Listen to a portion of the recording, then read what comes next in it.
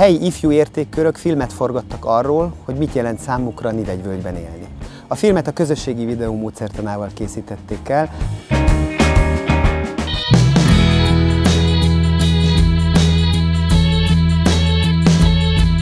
Egy közös beszélgetésen a gyerekekkel együtt találtuk ki azt, hogy mi az ő számukra az érték, mi az, ami nekik fontos ebben a völgyben. Emberek, tájak, épített örökség, hagyományok, barátságok. Mi vagyunk a sasok, Nivegyvölgyben lakók, vigyázzunk az értékekre, templomokra, emberekre. Hát szerintem a táj mindenféleképpen egy érték.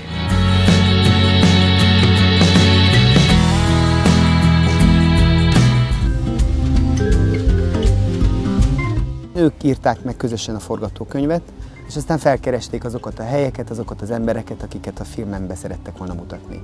Közben megtanulták a videókészítés alapjait, jobban megismerkedtek a szülőhelyük, lakóhelyük értékeivel, és a gyerekek közössége is erősödött.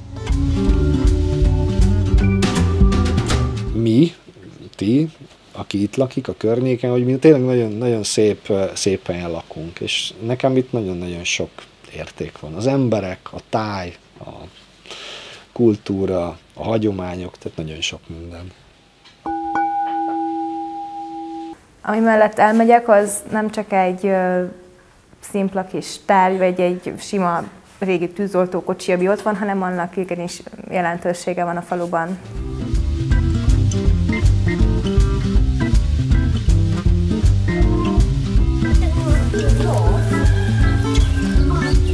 Gyűlik a víz. Az öreg nénik nem igazán különböznek tőlünk. Néha még sokkal üdébbek és életre valóbbak, mint mi. Hankot is sütök, de sokan nem sütnek, mert nem röstelnek vele veszni.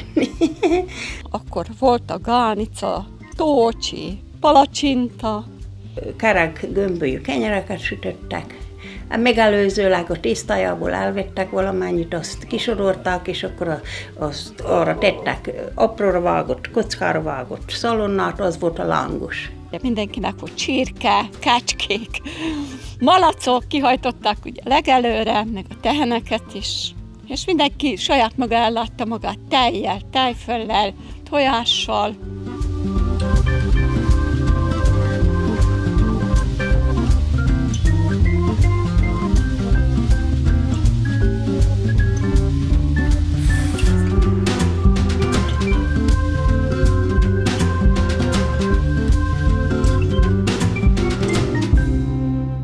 Meg hát ugye a szőlő, amiből borocska lesz.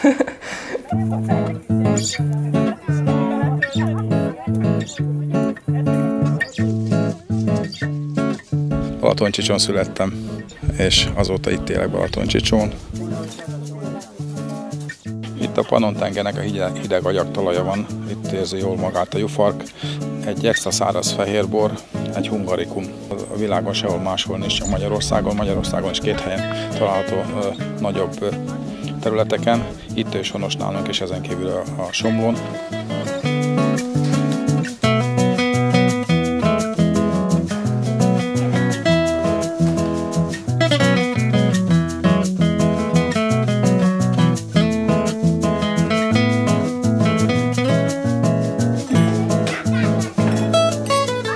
Olyan nyugodt, csendes, friss a levegő, közel vannak a barátok, és szerintem a szüleink is biztonsággal engedtek el minket, hogy ki akartunk menni játszani, mert tudták, hogy itt nem fenyeget minket olyan veszély. Mindenki ismer mindenkit. Hát kevés az autó, sok barát van, közel van a játszótér.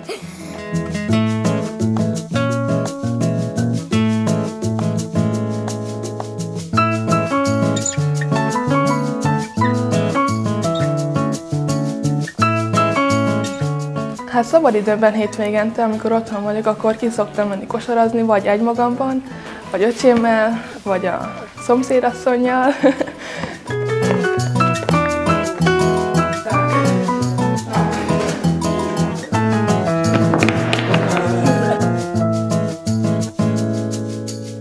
Ki szeret a Nivegyvölgyben élni?